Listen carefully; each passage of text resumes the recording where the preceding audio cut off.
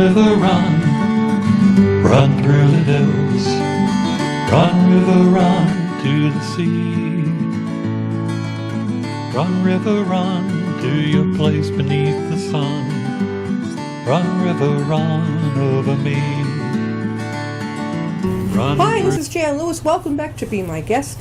It's a beautiful day out today. It's Wednesday the 24th, I believe. And I think we're going to get spoiled because it feels like summer. And watch, we have to put coats back on again. We have a guest from Millbury, and her name is Kim Fontaine. And she is the president of Animal Assisted Therapy. And she has brought Kiva, the therapy dog. Welcome, Kim. Thank you so much, Jan. I'm really excited to be here today. You're welcome. Now, I read about it in the Blackstone Valley Express. Yep. I read about you in there.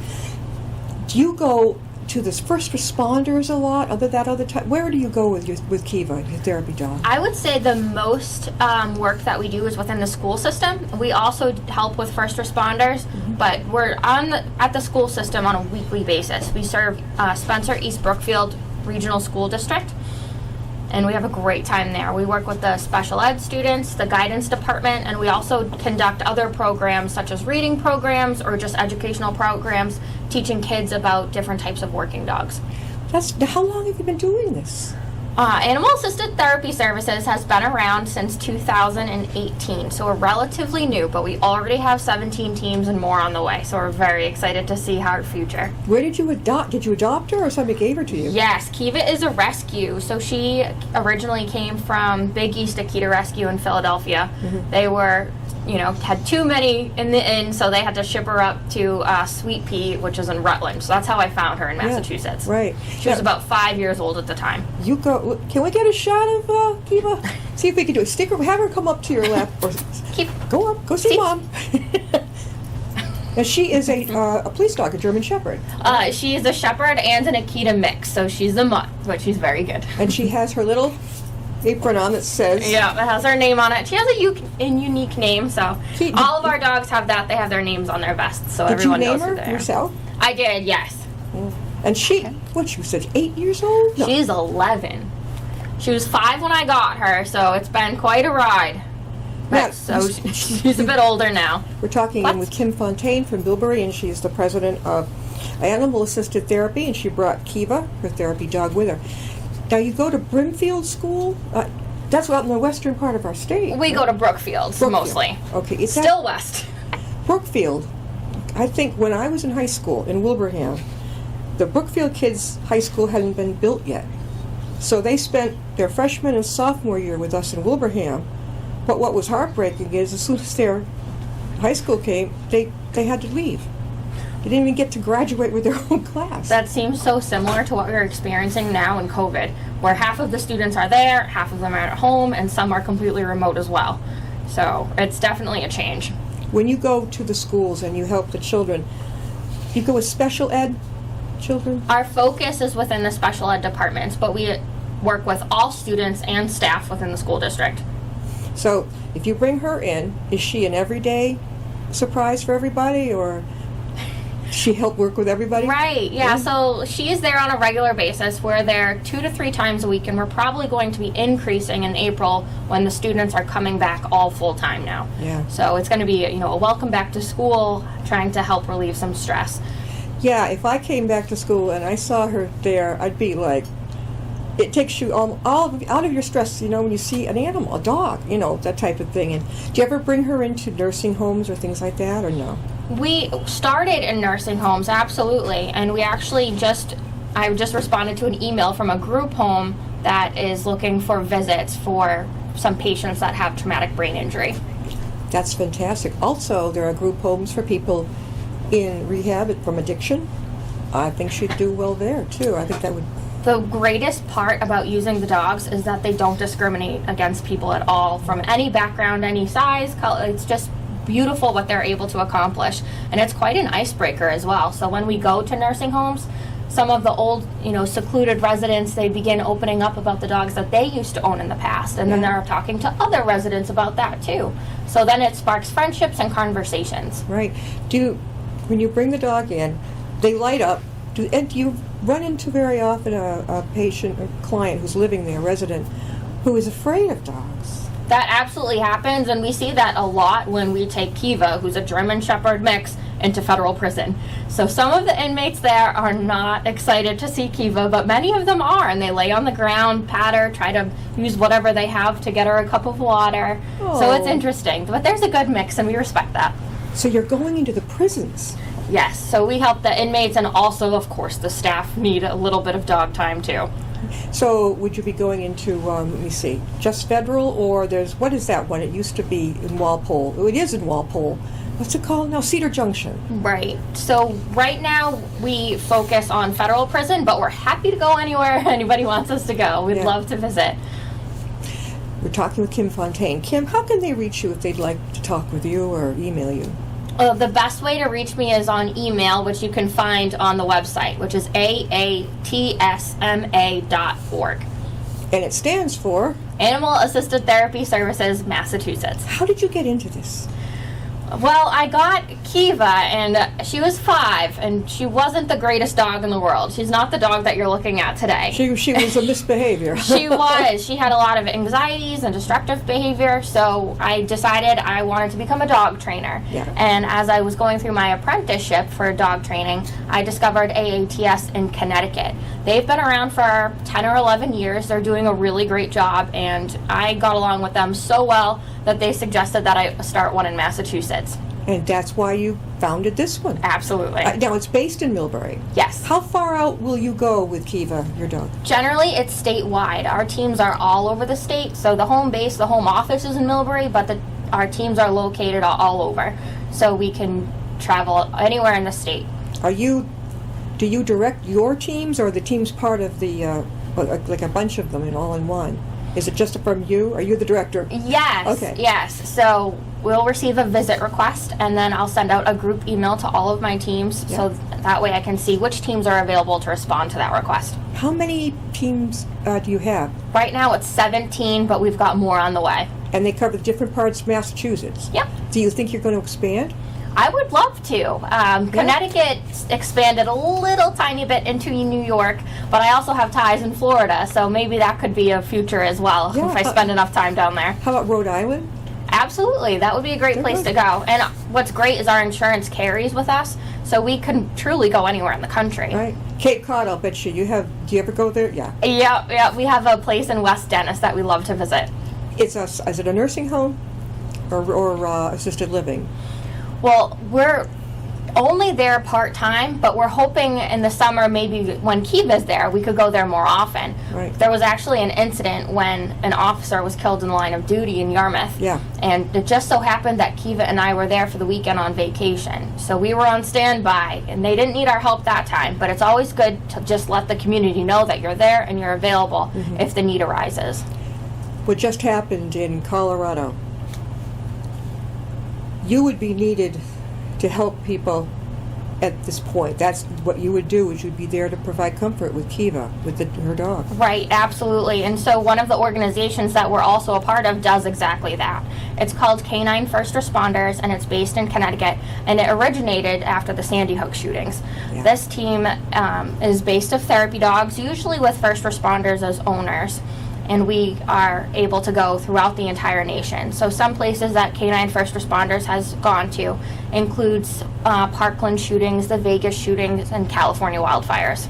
I wonder if there'll be there must be somebody going to Colorado. Oh. It's possible. It's definitely possible. The COVID restrictions are still a little bit hard, but we make every effort we can to reach out to communities. I was talking with my husband earlier, I wish they could grocery stores of all things, grocery stores and all the other things like Walmart, detectors, metal detectors. But he said, yeah, but what if people's got a can of food? Won't that go up?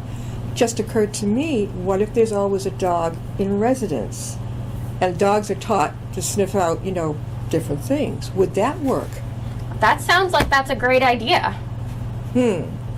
Because I know the police use dogs, cadaver dogs, sadly, but if the dog can follow the scent of somebody's clothes, can smell enough scents of guns, things like that, knives, maybe? Absolutely. They do detect residue from weapons and different types of materials, so that could definitely be a possibility.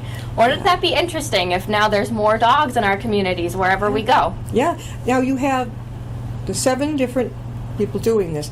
And how many dogs? 7 dogs? Right, no, so there's 17 teams, but some of them have trained dually as a husband and wife couple. So there's just a couple less dogs as there is to the human ratio.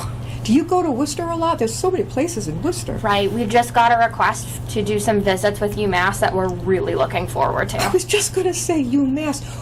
Are you talking about the children's ward or the whole? Everything. They're going to let you Right, in. so staff and patients, we're very excited. It's going to be a great opportunity. Oh my God! I wonder, who reached out to you? Patient representatives, or what was it? It was the volunteer coordinator. She also saw our article in the newspaper. She saw it too. Yep. What's her name? I have no idea. It's okay. I used to volunteer. I can't remember it either. Oh. I have so many people reaching out to me lately. I have to fine. follow my emails, otherwise I would lose track. You know, I can understand because a guest from 2 or 3 years ago, there's so many that I'll forget temporarily, and they'll say, well, I was on the show a couple of years. I'm like, sorry, it just didn't click in. Oh, yeah. But I know I volunteered at UMass. As when you walk in the front entrance, they have the Ask Me. Yeah. They did that. And then I was on a committee there.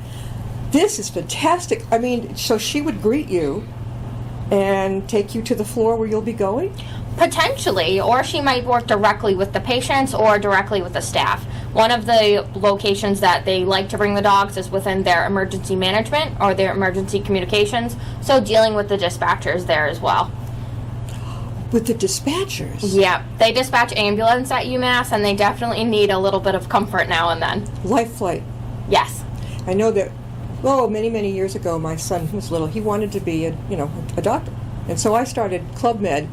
And one of the things we did with the kids who might have an interest medically, I brought them over to UMass, and they could get into Life Flight, walk through it.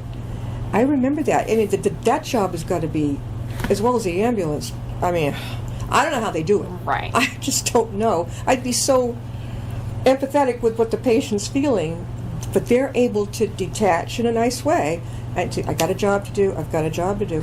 When you go in with Kiva to the different places, do you become friends with the people, or you kind of just sit back and let Kiva do the work? It goes both ways. She's definitely the icebreaker in the situation, and that might prompt conversation, but sometimes no words are needed, and that's why the dogs are perfect. How many people in one facility are you allowed to visit, or is it just random? It is usually a time period. So for colleges, there's a lot of students. So we can't necessarily restrict it to the amount of people that we see. Yeah. But usually dogs are good for an hour, sometimes 2. And it depends on the level of activity that they're dealing with. Is it something that's extraordinarily stressful? Are they in a funeral home situation? Or are the dogs, at college where they're just studying for midterms, but it's a little bit more low-key?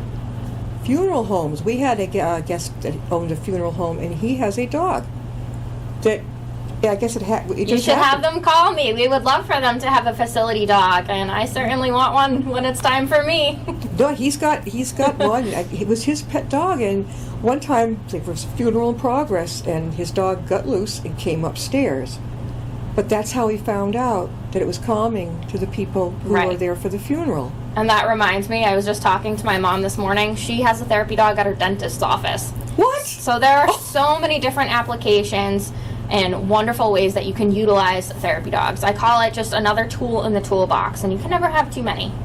I've got a dentist in mind for you. Perfect. He's in Worcester, and he's a lovely guy. He's terrific, and I'll put you in touch with him. Perfect. Okay, we're talking with Kim Fontaine, and she is the founder of Animal-Assisted Therapy, president of that, and Kiva is her therapy dog. Let's try and get Kiva up again, so people are wondering, who the heck are you talking about? I know, she likes sleeping. Go see Mommy. Go see Mom. Kiva is a German Shepherd, right? A Shepherd and Akita mix. And Akita mix. She is 11 years old. She doesn't look it. She's an old lady now. She's getting there, her golden years. How long will she be doing this, do you think? Well, I did just recently acquire a new puppy. His name is Tomo, and he is 5 months old. So I'm hoping that Kiva will be able to take a couple of steps back, and Tomo, hopefully if his training goes to plan, he'll be able to, follow in Kiva's paw prints. I've always thought that a dog would be great. You know when you go to pre-op, you know you're going to have surgery, and you're in pre-op, you're waiting for them to come in to give you the juice and all this stuff, but I think the longer you wait, the more anxious you can get. I've always thought, wouldn't it be great if there was, I picture a basset hound in it like in a scrub, like, how you doing? That would be so or cute. even Kiva, it just kind of breaks the tension. The dog comes up like, oh, and maybe they wouldn't allow it. They have done studies, especially with cardiac patients, that has proven that the dogs have lowered the stress levels and the hormone levels in their body. So it does have results. So we hope that there will be more therapy dog tests in the future, and especially with patients that are going through surgery. That's a very stressful time too. Oh yeah, I guess in the emergency room they might not. They're so busy and all this and that. I'm not sure. But I can tell you from own experience, when you're going into pre-op, it's like, and you've had no food, and no fault of their own. Something happened and you're having to wait. And you're like, I want to go home. Seriously, It happened to me. And I had the head of the children's part, the fun play guy, come down from UMass to see me before I went in. I liked him. I wanted him to be with me. So, I think it's important. I don't know how I'd ever get the message across to them. You're the expert. What would you do? I would think the waiting room would be a really great place for family that are waiting, because That's a they good have a idea. lot of tension too. Yeah, and maybe in post-op when people are waking up and would that scare them? He could be, it's a she. She Female. could be I could picture it, in scrubs. We'll have to see if we can find some. You know what, they might make them for, doggy Halloween costumes perhaps, but Yeah. make it a part of our regular attire and uniform. Kim, when are you going to be over at UMass? We just received the email from the coordinator yesterday, 2 days ago, so we have a lot of teams that have communicated with her. So we don't have any set dates, but it'll be various throughout the week, generally Monday through Friday, 9 to 5-ish hours. That is it. Now, you have to wear a mask going in. I know that, because that's Absolutely. my hospital. That's where we go. But the dog doesn't, right? The dogs don't need anything. However, part of our COVID protocol is that we spray our dogs with chlorhexidine, which is a surgical grade antiseptic, which is used on humans and animals prior to surgery. So we spray it on the dogs first, so that way we're doing our part of trying to make sure the dogs are as clean and safe as possible. So before any of us have surgery, we don't even know it, but they're spraying us? Yeah, it's usually a spray, or it could be a gel or some kind of ointment, and that's to sterilize the area. Kim, how can they reach you? Anybody out there who would like to have Kim come with a therapy dog? She's very broad-minded here. I mean, from Absolutely. UMass to schools to COM to children. How can they reach you? The best way to reach us is through our website. It's AATSMA.org. It stands for Animal Assisted Therapy Services, Massachusetts. Now, is there a phone that you don't mind being reached at, or would you rather not? The phone is fine, but I do work nights too, so I might not always answer it. Okay, I got you. So you came in from Millbury. Were my directions good getting you here?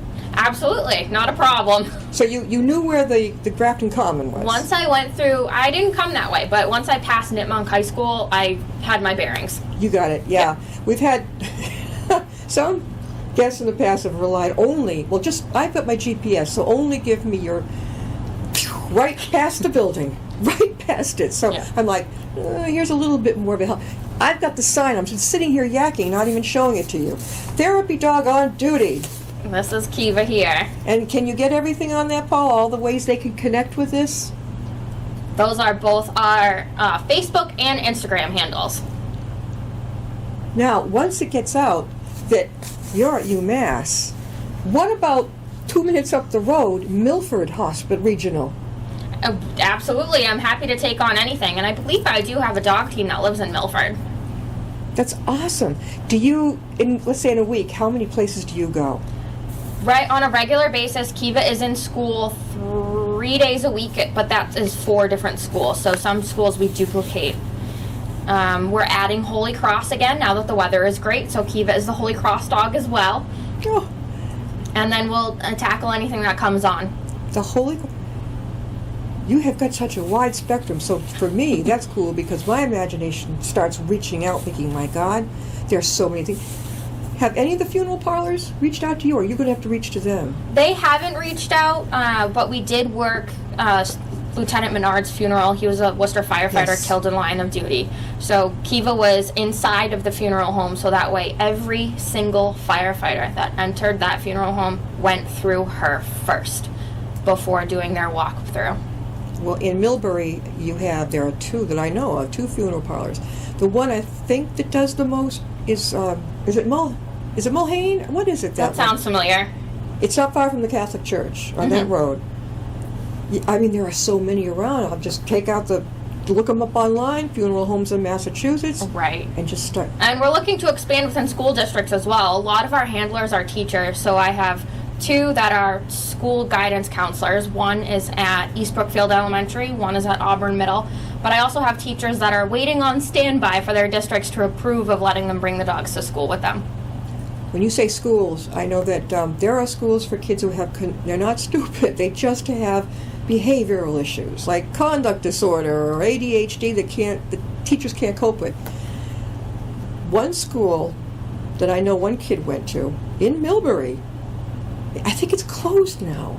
It's up near the library, a big old brick building. Right. I know the building you're talking about, and I don't think it's open anymore. No, they did have a dog, I remember.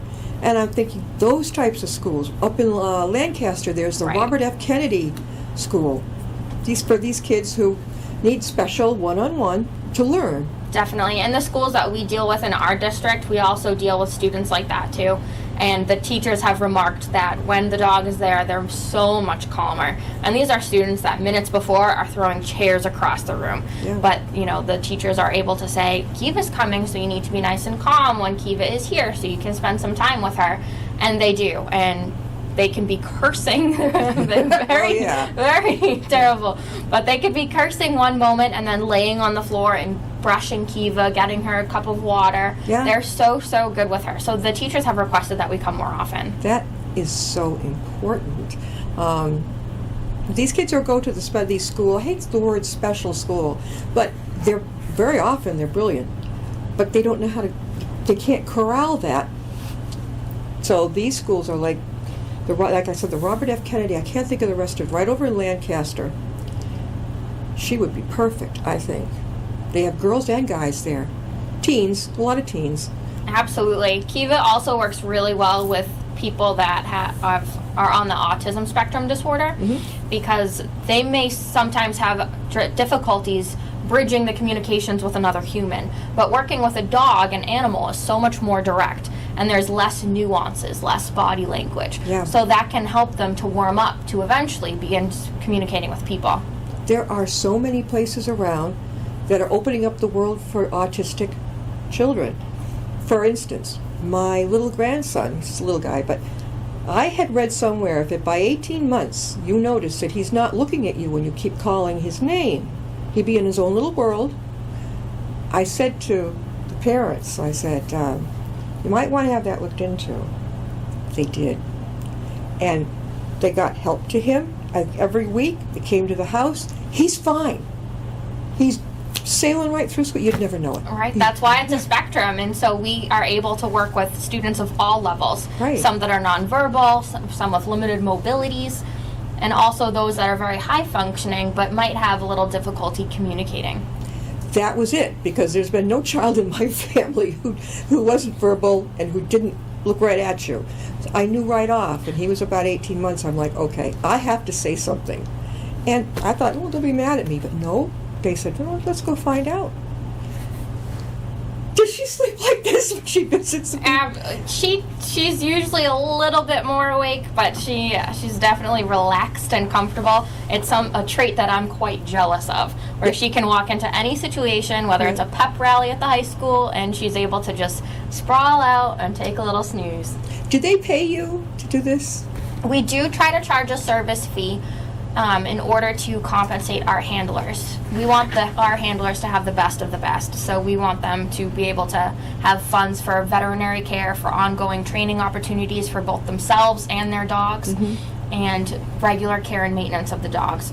Travel, all of those things are included. But we try to keep our rates acceptable to the area that we live in. So what we charge for a service fee right now is $50 an hour. That's it? $50 for a visit? Our team in Connecticut charges a bit more. They're in a little bit different socioeconomic location, so Yeah. the prices are different there, but we believe that that's a fair price for the services that we're able to offer. And to Definitely. keep our dogs healthy. It's more than fair. I thought maybe you'd say about 300, you know. But what was I going to say? You know, we've got about 4 minutes left. I keep thinking about their Spectrum Health. There's AdCare in Worcester. Right, another yeah. perfect location. So just brainstorm almost any location, especially airports now, Yes. where people are stressed. Mm-hmm. When I started about 10 years ago with working with therapy dogs, it was strictly a nursing home kind of thing. And now, like I said, you see them in dentist's office or airports. Just about anything you can think of, there's an application for a therapy dog to help people feel calm and relaxed and happy. So going into the dentist office, does Kiva go just sit in the waiting room with people, or does she actually go and sit beside you when you're being worked on? Well, that's at my mom's dentist office in Florida, but she says that the dog does both. And some patients request, like, oh, when will the dog be here? And that's when they want to schedule their appointment. This is fantastic. You don't mind if I brainstorm and send you right? I would love that. 'Cause I just- Definitely. Pop. We're happy to reach out and help others in the community. Oh. And we do volunteer work as well. So Yeah. all of our work with UMass Yeah. and in other situations, we're happy to volunteer. Federal prison is also a volunteer How situation. did you guys hear about you? Did you reach out to them? They saw me in the paper as well. Okay. Yep. I'm trying to remember forgive me, the volunteer. I'm not sure it's the same volunteer director as was there when I was there a few years ago. Jody. Jody. I think I remembered her name, Jody. Is she still, okay, so she's still there. Hello, Jody. Yeah, this is fantastic. Who would have dreamed of this? Just here's the dog. People might think that he's your seeing eye dog, but usually that says, what does that say on their little? That would be a type of service dog. So this is one of the programs that I offer to the children at school by teaching them about different types of dog jobs and when it's okay to pet or when it's not, and always ask the owner. So it's very important that you understand all the broad spectrum uses of all the way that dogs can be utilized.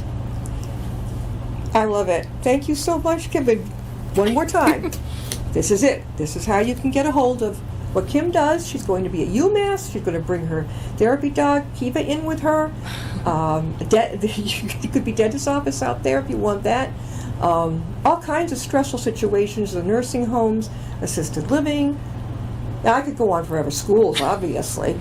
Yeah, And, schools are a big one. We love our work in the schools with the students. Did you make the sign? Yeah, absolutely. Just nice and simple.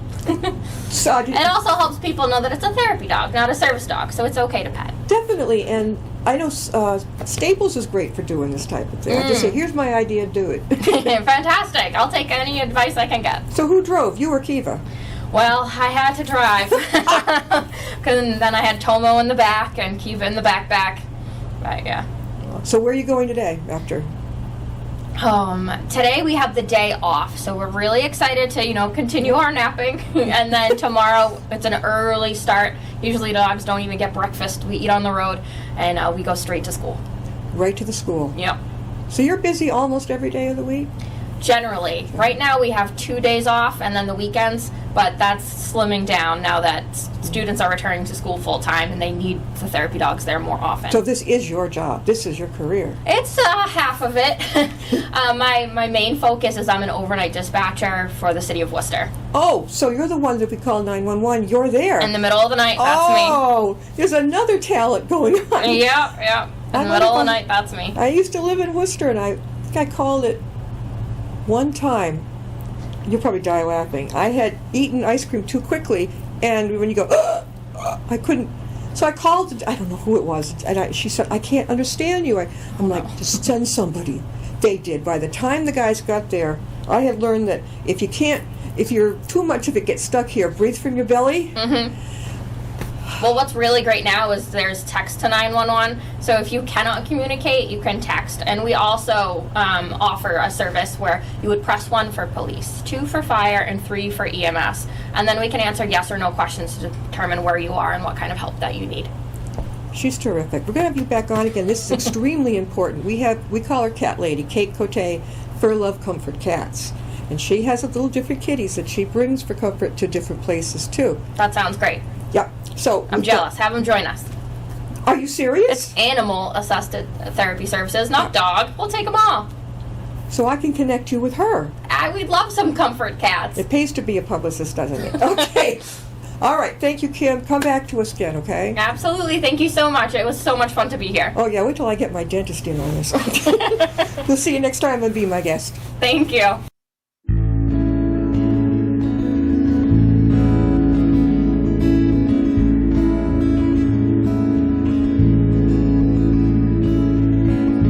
Riding on a shooting star, heading out toward a dream. Tomorrow's even closer than it seems.